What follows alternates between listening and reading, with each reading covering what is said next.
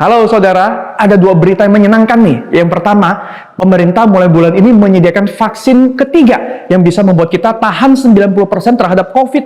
Dan yang kedua, sudah ada obat baru dari Jerman yang bisa menekan gejala penderita COVID. Saudara, ini berita yang enak didengar ya. Tapi sayangnya saudara, ini bohong alias hoax.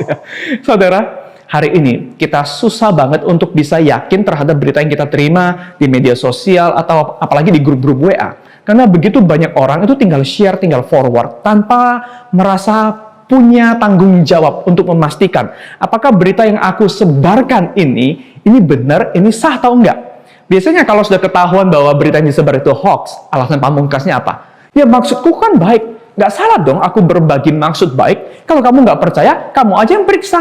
Betul nggak itu informasinya? Jadi modalnya itu cuma ngotot, pokoknya tampil meyakinkan bahwa dirinya bermaksud baik. Tapi saudara, ini adalah mental dan sikap yang salah. Amsal 13 ayat 17 berkata, utusan orang fasik menjerumuskan orang ke dalam celaka, tetapi duta yang setia mendatangkan kesembuhan.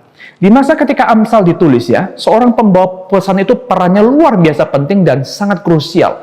Informasi yang akurat itu bisa tersebar tergantung kepada upaya dan peran seorang utusan. Nah, kalau seorang utusan itu mengubah sedikit saja isi dan maksud pesan yang ia sampaikan, dia akan membawa celaka untuk dirinya sendiri dan orang yang memilih untuk percaya kepadanya.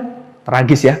Saudara, isi berita hari ini adalah tanggung jawab si penyebarnya. Terlepas apakah informasi itu berasal dari dirinya atau dari orang lain yang dia teruskan, dia harus memastikan bahwa berita ini akurat, benar. Saudara, ketika ada agen hoax dan berita hoax yang terus berulang di antara kita, maka dua hal akan terjadi. Yang pertama, tingkat kepercayaan pada apa yang disampaikan seseorang itu akan semakin berkurang.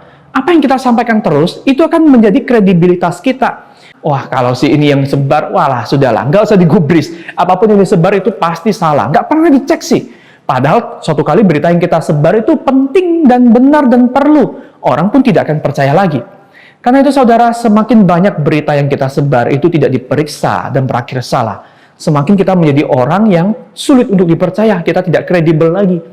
Yang kedua, bagi komunitas ya, komunitas akan sulit mendapatkan informasi yang betul-betul dapat dipercaya sebagai kebenaran. Kenapa? Ya karena banyaknya orang-orang yang suka menyebar tanpa memastikan.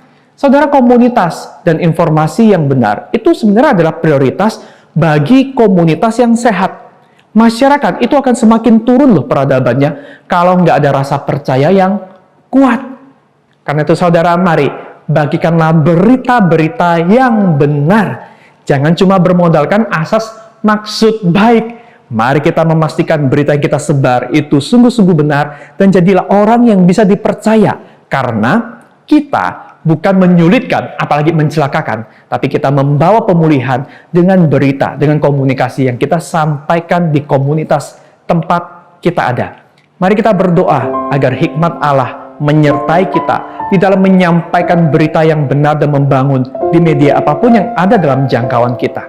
Kita meminta Tuhan supaya kecenderungan hati kami itu bukan lagi ingin menyampaikan apa yang sekedar viral, melainkan apa yang sungguh benar dan memberkati. Jadikan kami garam dan terang. Amin.